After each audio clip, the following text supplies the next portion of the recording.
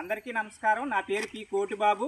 నేను కొత్తవలస డివిజన్లో మాస్టర్ ట్రైనర్గా పనిచేస్తున్నాను. ఈరోజు కొత్తవలస మండలంలో గనిశెట్టిపాలెం గ్రామంలో మనం నర్సింగ్ గ్రామంలో దాసర రమణ గారి పొలంలో 20 సెంట్ల విస్తీర్ణంలో ప్రతి 4 వరుసలకు సజ్జలకు ఒక వరుస మొక్కజొన్న, ఒక వరుస సజ్జలు 92 మంది రైతులతో 84 ఎకరాలలో సజ్జ పంట సాగు చేయడం జరుగుతుంది.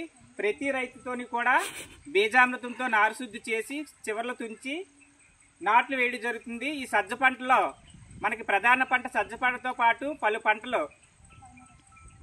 మనకి నవధాన్యాలు కూడా వేయడం జరుగుతుంది. గోంగూర, మొక్కజొన్న, బెండ, తెల్లజొన్న, బరబాటి, గోరుచిక్కుడు కూడా ఇలా వేసుకోవడం జరుగుతుంది. ఇలా సుమారు ఈ గ్రామం అంతా కూడా వేయడం జరుగుతుంది. అందరికీ ధన్యవాదాలు.